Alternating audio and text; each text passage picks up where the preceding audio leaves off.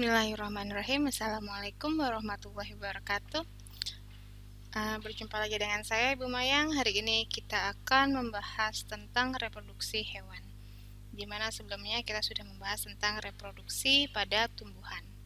Sebelum memulai pembelajaran hari ini, mari kita bersama-sama membaca basmalah. Bismillahirrahmanirrahim. Nah, anak-anak, untuk hari ini saya akan membahas buku paket. Jadi, silakan buka buku paket kalian. Ya, untuk hari ini saya akan membahas tentang buku paket langsung tentang reproduksi pada hewan. Kalian bisa membuka buku paket kalian di halaman 93. Nah, sebagai pendahuluan, saya akan memutarkan sebuah video tentang reproduksi pada hewan. Mari kita perhatikan video berikut ini.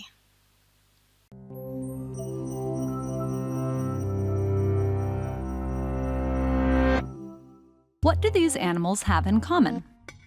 More than you might think. Along with over 5,000 other species, they're mammals, or members of class Mammalia. All mammals are vertebrates, meaning they have backbones. But mammals are distinguished from other vertebrates by a number of shared features. That includes warm blood, body hair or fur, the ability to breathe using lungs, and nourishing their young with milk. But despite these similarities, these creatures also have many biological differences. And one of the most remarkable is how they give birth. Let's start with the most familiar, placental mammals. This group includes humans, cats, dogs, giraffes, and even the blue whale, the biggest animal on Earth. Its placenta, a solid disc of blood-rich tissue, attaches to the wall of the uterus to support the developing embryo. The placenta is what keeps the calf alive during pregnancy. Directly connected to the mother's blood supply, it funnels nutrients and oxygen straight into the calf's body via the umbilical cord, and also exports its waste. Placental mammals can spend far longer inside the womb than other mammals. Baby blue whales, for instance, spend almost a full year inside their mother. The placenta keeps the calf alive right up until its birth, when the umbilical cord breaks and the newborn's own respiratory, circulatory, and waste disposal systems take over. Measuring about 23 feet, a newborn calf is already able to swim. It'll spend the next 6 months drinking 225 liters of its mother's thick, fatty milk per day. Meanwhile, in Australia, you can find a second type of mammal, marsupials. Marsupial babies are so tiny and delicate when they're born that they must continue developing in the mother's pouch. Take the quoll, one of the world's smallest marsupials, which weighs only 18 milligrams at birth, the equivalent of about 30 sugar grains. The kangaroo, another marsupial, gives birth to a single jelly bean-sized baby at a time. The baby crawls down the middle of the mother's 3 vaginas, then must climb up to the pouch, where she spends the next 6 to 11 months suckling. Even after the baby kangaroo leaves this warm haven, she'll return to suckle milk. Sometimes she's just one of 3 babies her mother is caring for. A female kangaroo can often simultaneously support one inside her uterus and another in her pouch. In unfavorable conditions, female kangaroos can pause their pregnancies. When that happens, she's able to produce 2 different kinds of milk, one for her newborn and one for her older joey.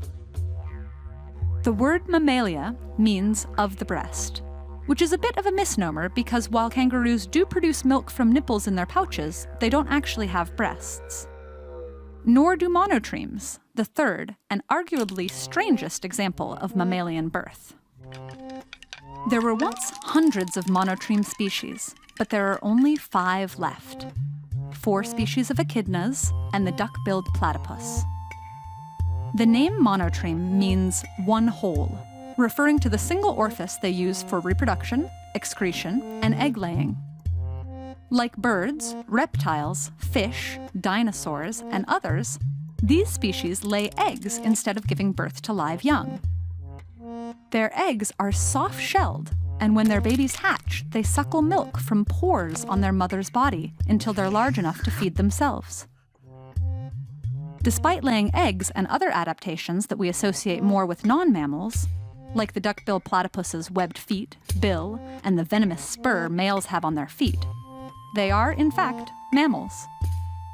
That's because they share the defining characteristics of Mammalia and are evolutionarily linked to the rest of the class.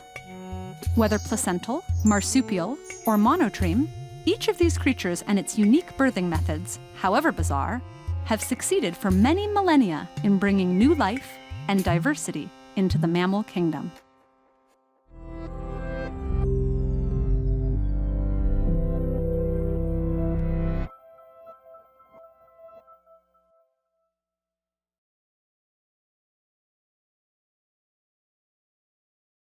Ya, tadi kalian sudah melihat video tentang bagaimana contoh reproduksi pada hewan, yakni pada hewan ikan paus, kemudian pada kanguru, dan juga pada jenis-jenis Encidas dan platypus. Ya. Indonesia merupakan salah satu negara yang kaya dan diberikan kelimpahan karunia, yaitu berupa kekayaan alam, baik itu yang non-hayati ataupun dalam bentuk keanekaragaman hayati. Nah, kalau kita pikirkan bagaimana caranya ikan yang selalu tiap hari kita makan dan tidak pernah habis? Nah, pada dasarnya hal itu terjadi karena mereka selalu bereproduksi. Namun, kita juga harus paham bagaimana cara untuk melestarikan jenis mereka adalah kita harus memahami cara hewan itu bereproduksi, sehingga sebagai manusia kita bisa lebih bijaksana untuk memanfaatkannya, karena kita akan tahu rute atau rolling reproduksinya. Jadi tidak boleh sembarangan juga. Karena itu sekarang sudah banyak dikembangkan hobi-hobi memancing. Jadi kalau yang ketangkap ikan kecil harus dikembalikan. Yang boleh diambil cuma ikan yang besar. Karena dengan seperti itu bisa membantu kita melestarikan hewan di lingkungan kita. Ya. Hewan dapat bereproduksi dengan cara yang berbeda-beda. Dan pada hewan ada dua cara reproduksi, yaitu secara aseksual dan juga secara seksual. Sama seperti pada tumbuhan. Pada pekan lalu kita sudah membahas ya. Nah, untuk reproduksi aseksual pada hewan, kita akan mulai dengan yang pertama adalah dalam bentuk tunas. Contohnya ya ini pada pada hewan Hydra sp. Jadi bentuknya mirip seperti tumbuhan, namun ini merupakan hewan. Hydra berkembang biak dengan menggunakan tunas untuk memperoleh keturunannya. Kemudian ada hewan yang menggunakan cara fragmentasi, yakni dicontohkan pada cacing planaria. Planaria menggunakan fragmentasi untuk bisa mereproduksi atau menambah jumlah keturunannya. Fragmentasi itu apa? Yaitu melalui tahap pemotongan ya, jadi pematahan atau pemotongan. Tubuh induk menjadi dua bagian saat tubuh induknya terpotong, maka bagian potong itu akan berkembang menjadi individu baru. Itu disebut sebagai fragmentasi. Nah, ini ada contohnya. Kalau kalian lihat di buku, apa yang terjadi apabila planaria dipotong pada bagian tengah tubuh melintang? Maka yang terjadi adalah bagian atas akan tumbuh ekor dan bagian ekor akan tumbuh kepala dan menjadi dua individu baru. Kemudian pada nomor 2, jika dipotong di tengah tubuhnya, maka yang B akan bagian tubuhnya pada B akan menjadi full, memenuhi bentuk yang pertama. Jadi yang B akan kembali menjadi bentuk A dan A akan menjadi bentuk B gitu ya. Jadi tetap menjadi dua individu baru. Kemudian ini ada bentuk potongan, jika kepalanya saja setengah dipotong maka dia akan menumbuh menjadi dua kepala. Jika ekornya saja setengah dipotong maka dia akan tumbuh menjadi dua ekor. Nah, Lihat ya, kalau yang di atas kepalanya dipotong, maka akan tumbuh ekor menjadi individu baru, dan jika yang bawah ekornya juga dipotong sedikit, maka dia akan menjadi individu baru dengan ekornya ganda. Jika dibagi menjadi 3, planaria akan menjadi 3 individu baru. Nah, ini disebut sebagai perkembangbiakan dengan menggunakan fragmentasi. Jadi setiap bagian tubuh yang terpotong akan berkembang menjadi individu baru yang sama seperti induknya. Kemudian ada dikatakan sebagai partenogenesis. Partenogenesis secara alami dapat terjadi pada hewan seperti lebah, semut, tawon, kutu daun, dan kutu air. Nah, pada partenogenesis ini apa bedanya dengan reproduksi pada umumnya gitu Bu, dengan reproduksi secara kawin. Jadi kalau partenogenesis ini ovum yang dibuahi akan tumbuh dan berkembang menjadi lebah betina, sedangkan yang tidak dibuahi akan tumbuh menjadi lebah jantan. Jadi ada jadi kalau pada hewan lebah, jadi partenogenesis ini bedanya gini. Lebah itu kawin, kemudian dia akan bertelur. Nah, telur yang dibuahi itu atau ovum yang dibuahi itu akan berkembang menjadi apa itu tergantung setelah telurnya diletakkan dalam sarang tawon itu dibuahi atau tidak gitu ya. Jadi apabila ovum dibuahi maka akan menjadi lebah pekerja. Jadi ada beberapa tempat yang bukan mengatakan sebagai lebah betina tapi lebah pekerja.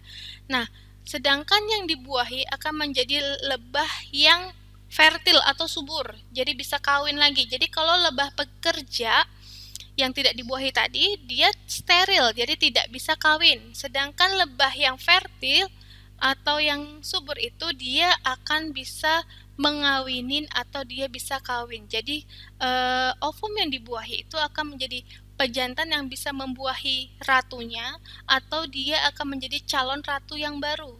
Kayak gitu. Jadi intinya saat ovumnya dibuahi akan menjadi lebah yang fertil atau bisa bereproduksi. Begitu juga pada hewan kutu daun maupun juga kutu air. Kemudian kita masuk ke bab 2, reproduksi secara seksual pada hewan. Jadi kalau tadi aseksual secara tidak kawin cuma ada 2 pada hewan, yaitu ada 3, yaitu secara tunas, fragmentasi, kemudian partenogenesis. Sedangkan selanjutnya untuk reproduksi pada hewan, yaitu kita akan memasuki reproduksi secara seksual. Proses fertilisasi dapat terjadi melalui 2 cara, yaitu fertilisasi internal ataupun fertilisasi eksternal. Kalau fertilisasi internal terjadi apabila proses peleburan antara inti sel telur dan inti sel sperma terjadi di dalam tubuh hewan betina.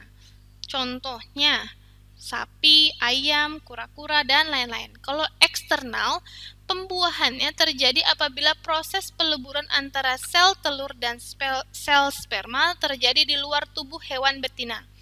Contohnya pada ikan. Jadi kalau untuk fertilisasi eksternal ini seringnya terjadi pada hewan ikan. Cara reproduksi itu sendiri pada hewan bermacam-macam. Jadi ada bermacam-macam. Ada yang melahirkan, ada yang lewat bertelur, ada yang bertelur melahirkan. Kalau di SD kan sudah pernah membahas ini pastinya, ya ini tentang hewan vivipar, ovovivipar, atau ovipar. Ya. Yang pertama kita akan membahas tentang hewan vivipar, yaitu hewan yang melahirkan. Ya. Kalian bisa baca di situ disebutkan beberapa jenis hewan yang tergolong vivipar. Jadi kalau hewan yang vivipar itu adalah hewan yang memiliki embrio yang berkembang di dalam rahim induk betinanya dan akan dilahirkan pada saat umur embrionya sudah cukup, di mana embrionya akan memperoleh nutrisi melalui perantara plasenta. Nah, tadi kalian di video awal sudah melihat salah satu contohnya adalah apa? Ikan paus. Ikan paus itu melahirkan, di mana embrionya memperoleh nutrisi melalui perantara plasenta. Contohnya banyak sekali, kalian pasti sudah tahu, sudah perlu disebutkan lagi. Ya, seperti kucing, anjing, kambing, sapi, ya. Kemudian untuk selanjutnya hewan yang berkembang biak dengan ovipar, yaitu contohnya cicak, katak, ikan, ayam, burung, itik, dan lain sebagainya. Hewan ovipar disebut dengan hewan bertelur. Hewan ini embrionya berkembang di dalam telur. Jadi embrionya berkembang di dalam telur, bukan di dalam rahim ibunya. Telur hewan ini akan dikeluarkan dari dalam tubuh induk betina dan akan dilindungi oleh cangkang. Untuk hewan-hewan ovipar ini, mereka dapat memproduksi banyak telur dalam sekali reproduksi. Contohnya misalkan seperti ikan, penyu, ataupun katak ya. Jadi, kenapa banyak sekali, Bu? Karena itu salah satu cara mereka untuk melestarikan jenisnya. Jadi tipe-tipe hewan seperti ini tipe-tipe yang gampang untuk diserang oleh predator gitu. Karena itu mereka butuh memproduksi anak dalam jumlah yang besar dalam sekali produksi. Nah, ini adalah irisan melintang pada telur. Bisa kita lihat pada telur itu terdiri dari cangkang, terus ada membran luar, membran dalam, kemudian ada rongga udaranya. Jadi kalau kamu pernah makan telur, pastikan pernah buka telurnya. Nah, ada kuning telur kan, ada putih telur, kemudian ada biasanya kalau kalian pecahkan telur itu ada kayak serabut-serabut tali gitu. Itu adalah kalaza sebutannya. Kalaza. Di mana kalaza ini adalah fungsinya untuk mempertahankan posisi si kuning telur ini untuk terus berada di tengah si telur ya. Nah, embrio dijaga agar tetap berada di bagian atas kuning telur oleh tali yang berada di bagian samping kuning telur, yaitu kalaza. Kalaza berfungsi menjaga agar kuning telur tetap berada di tempatnya. Kuning telur mengandung protein, lemak, ion fosfor, zat besi, pigmen, karoten, dan air. Kuning telur merupakan cadangan makanan bagi embrio yang sedang tumbuh. Sedangkan putih telur tersusun atas protein albumin, air, beberapa ion, dan beberapa mineral. Putih telur juga berfungsi sebagai pelindung embrio dari goncangan. Nah, jadi kalian tahu ya kenapa akhirnya telur itu kaya akan protein. Memang karena dia merupakan isinya itu memang banyak proteinnya untuk mempersiapkan si embrio itu tumbuh menjadi individu gitu ya. Jadi dari zat kuning telurnya maupun putih telurnya sama-sama mengandung banyak protein. Nah, telur-telur sendiri kita bisa, jadi setelah kita ternyata setelah manusia itu melakukan pengamatan, sekarang manusia bisa loh menetaskan si telur-telur ini tanpa harus menggunakan induknya, asalkan kita bisa memberikan wadah yang mempunyai suhu yang tepat. Pastinya tidak boleh terlalu panas, tidak boleh terlalu dingin, tapi hangat. Dan yang kedua yang harus dipastikan adalah telur-telur yang akan kita tetaskan itu sudah dibuahi oleh induknya sebelum nantinya kita pindahkan ke tempat mesin penetas telur. Kemudian hewan yang berkembang biak secara ovovivipar, bertelur dan beranak. Hewan yang tergolong ovovivipar sebenarnya berkembang di dalam telur, tapi embrio tidak dikeluarkan dalam bentuk telur seperti pada hewan ovipar. Telur tetap berada di dalam tubuh induk betina. Setelah umur embrio cukup untuk dilahirkan, telur akan menetas di dalam tubuh induk dan kemudian dilahirkan. Contohnya pada kadal dan sebagian jenis ular. Ya. Dan juga kayak tadi contohnya salah satunya juga platypus. Gitu. Cuma untuk platypus ada dua pendapat. Ada yang mengatakan dia itu ovipar, ada yang mengatakan sebagai ovovivipar. Nah, kalau dilihat pada ular seperti itu sama. Ada yang kalau lihat kan ketemu nih telur ular, tapi kan ular ovovivipar. Ternyata ada sebagian yang memang ovipar, ada yang ovovivipar. Jadi ada yang dia mengeluarkan telur, ada yang telurnya memang ditunggu sampai menetas di dalam rahim ibunya dan kemudian akan keluar dalam bentuk langsung bentuk anakan ular. Siklus hidup hewan. Jadi hewan juga mengalami siklus hidup seperti pada manusia dan tumbuhan. Nah, siklus hidup itu ada yang kita sebut sebagai metamorfosis ya. Di sini untuk siklus pada hewan dapat contohnya bisa kita lihat pada hewan ubur-ubur. Jadi ubur-ubur ini bisa bereproduksi lewat generatif dan juga vegetatif. Jadi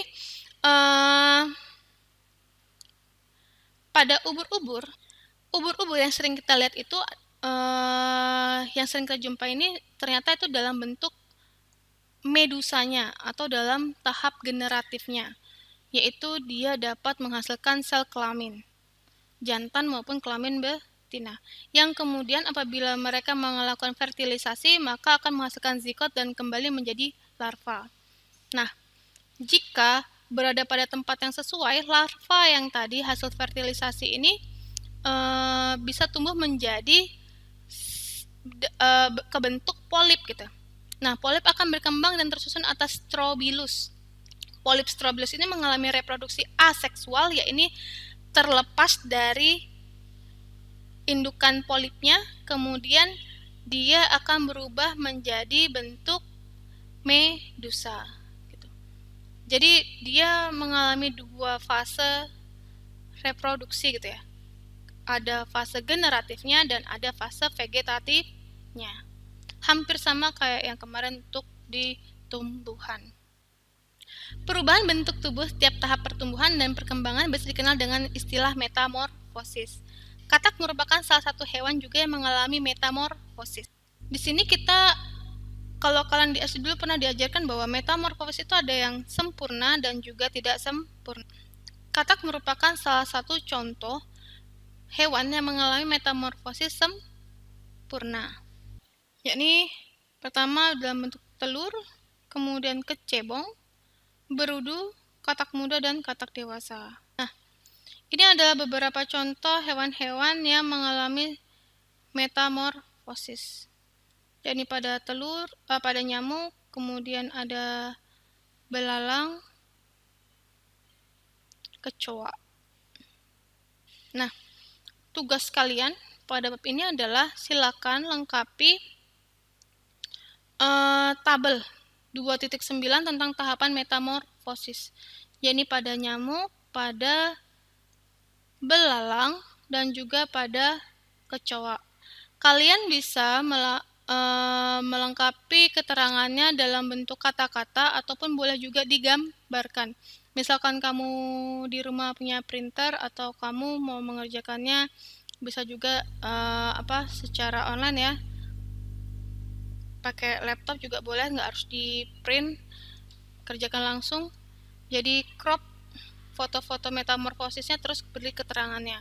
Atau yang tidak punya printer di rumah bisa langsung kerjakan saja di buku tulis dengan memberi keterangan, misalkan metamorfosis pada nyamuk, yaitu yang pertama fasenya apa? A.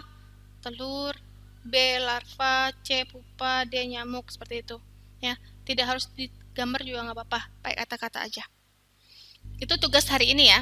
Terus saya lanjutkan lagi untuk teknologi reproduksi pada hewan. Seperti pada dasarnya tumbuhan, di hewan juga ada teknologi untuk membantu reproduksi pengembangan hewan gitu ya. Di sini ada yang pertama adalah namanya inseminasi buatan atau kawin suntik. Jadi kawin suntik dikenal dengan istilah inseminasi buatan atau IB, yang dimana proses dalam inseminasi buatan ini terdapat proses memasukkan cairan sperma dari sapi jantan yang unggul ke dalam saluran reproduksi sapi betina dengan bantuan manusia. Jadi sperma itu dimasukkan ke dalam rahim sapi betina dengan bantuan manusia gitu, tanpa melalui proses pernikahan secara alami. Kenapa perlu inseminasi buatan ini? Karena memiliki beberapa manfaat, di antara lain ada efisiensi waktu, efisiensi biaya, dan juga memperbaiki kualitas anak sapi. Dan memastikan bahwa terjadinya fertilisasi itu sendiri terjadi secara sempurna. Kemudian kita akan membahas tentang kelangsungan hidup hewan dan kelangsungan hidup hewan. Tadi kemarin tumbuhan sudah ya. Kalian lihat di gambar ini, lihat kedua ular ini mirip tapi tidak sama sebenarnya. Jadi mirip tapi ternyata mereka punya jenis yang berbeda.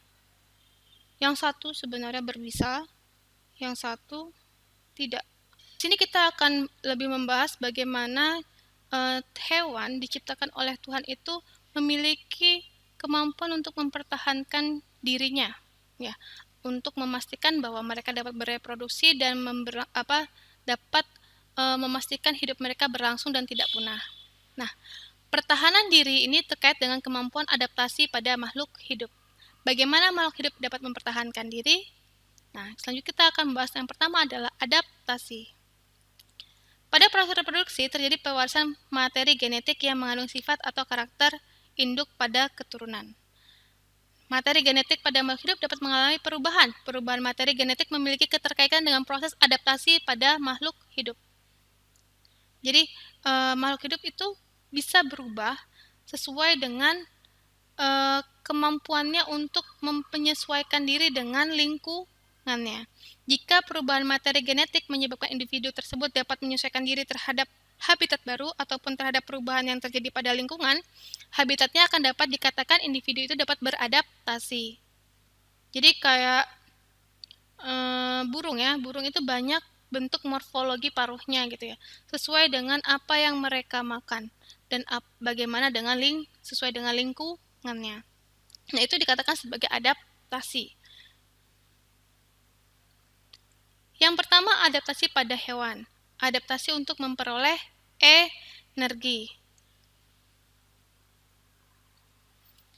Melalui proses adaptasi, hewan memiliki kemampuan yang berbeda dalam memperoleh makanan, memakan dan mencerna makanan. Berdasarkan jenis makanannya, hewan dibagi menjadi hewan herbivora, karnivora, dan juga omnivora. Contoh herbivora itu seperti rusa, ada beberapa jenis ikan, kambing, banteng, serangga. Nah, jadi herbivora ini merupakan hewan-hewan pemakan tanaman. Hewan yang memakan hewan lain disebut dengan karnivora. Contohnya elang, harimau, singa, serigala. Itu merupakan karnivora, yaitu memakan hewan lainnya. Sedangkan ada yang dikatakan sebagai omnivora, yakni hewan yang memakan hewan lain dan juga memakan tumbuhan. Contohnya yakni pada beruang dan rakun. Perbedaan di antara ketiga jenis hewan tersebut adalah terdapat pada enzim yang terdapat pada sistem pencernaan dan pada struktur gigi. Beberapa kumbang dan lipan merupakan detritivor, yaitu organisme pemakan detritus atau zat yang telah hancur dan busuk. Jadi untuk kumbang dan lipan ini sangat penting untuk memastikan bahwa tidak banyak sampah organisme yang tertinggal di permukaan tanah, ya. Dan itu membantu untuk tumbuhan mendapatkan unsur hara makanannya. Nanti kita akan bahas lebih lanjutnya di bab tanah di semester 2. Kemudian ada dikatakan sebagai adaptasi fisik. Beberapa spesies hewan merupakan mangsa dari predator memiliki bentuk fisik yang memungkinkan mereka terhindar dari predatornya. Ya, contohnya, misalkan beberapa serangga memiliki kulit luar yang keras, misalkan kura-kura dan penyu, sehingga mempersulit predator untuk memakannya. Ada juga beberapa serangga yang mempunyai bentuk yang mirip dengan daun ataupun dengan bunga, sehingga bisa mengecoh predatornya. Nah, ada yang dikatakan sebagai mimikri, yaitu salah satu kemampuan hewan dari hasil adaptasi, di mana hewan memiliki kemiripan dengan hewan lain secara tingkah laku maupun penampilan. Nah, seperti contoh yang tadi di awal, yaitu ada pada ular Scarlet King yang menyerupai ular karang. Ular Scarlet King bukanlah ular yang berbahaya, namun ular karang adalah jenis ular yang berbahaya. Jadi ular Scarlet King ini berupaya untuk menakuti predatornya dan menunjukkan bahwa dia itu berbisa, namun ternyata sebenarnya dia tidak. Kemudian contoh lain lagi pada mimikri ini ada pada belalang yang menyerupai bunga anggrek untuk menghindar dari predator. Beberapa hewan memiliki penampilan yang menarik menyerupai lingkungan. Misalkan serangga yang tadi ya, ada juga yang berupa serangga yang berwarna hijau yang tinggal di rerumputan. Kemudian ada satu tanda warna tertentu yang membantu hewan bersembunyi di lingkungan dari predator disebut dengan kemampuan untuk kamuflase. Kemudian ada juga yang namanya bunglon. Bunglon bisa menyesuaikan warnanya sesuai dengan tempatnya berada. Seperti ikan paus, pemburu berwarna hitam putih pada permukaan tubuh mereka dan putih pada bagian bawah, karena permukaan warna paus akan menyatu pada kegelapan laut dalam jika dilihat dari bawah. Dan tubuh bawah putih itu membuatnya terlihat seperti warna langit yang cerah. Nah, itu adalah salah satu bentuk adaptasi fisik. Kemudian ada adaptasi tingkah laku. Ya. Selain beradaptasi secara fisik, hewan juga beradaptasi secara tingkah lakunya, memungkinkan hewan untuk menangkap mangsa ataupun menghindari predator. Bahan kimia merupakan bahan yang sering digunakan oleh beberapa hewan untuk menghindarkan mereka dari predator. Beberapa semut dan kumbang mengeluarkan cairan berbau tidak enak sehingga predatornya akan pergi. Kemudian cumi-cumi yang mengeluarkan tinta untuk mengecoh predatornya. Ya, seperti itu. Nah, itu merupakan bentuk-bentuk adaptasi pada hewan. Nah, kalian bisa baca lebih lanjut untuk bab selanjutnya. Ya, itu merupakan bentuk adaptasi pada hewan. Nah, untuk adaptasi pada tumbuhan bisa kalian baca sendiri nanti secara mandiri, tidak banyak di bawahnya ya. Adaptasi pada tumbuhan, ada adaptasi pelindung dan penyongkong yaitu dalam bentuk kutikulanya, kemudian ada adaptasi zat tambahan pada dinding sel, kemudian ada adaptasi secara reproduksi. Dan juga ada bab tentang seleksi alam, yaitu tentang bagaimana ya tadi kemampuan hewan ataupun tumbuhan untuk mempertahankan dirinya di kondisi alam yang dia tempati. Ya. Mungkin di sini sampai di sini saja dulu pembahasan saya tentang reproduksi hewan. Ingat, tugas kalian hari ini yaitu melengkapi tabel 2.9 halaman 105 sampai dengan halaman 106 ya. Dilengkapi, kerjakan di buku tulis, kemudian silakan kirim nanti di link yang akan saya berikan. Oke, selamat mengerjakan, tetap semangat belajarnya. Wassalamualaikum warahmatullahi wabarakatuh.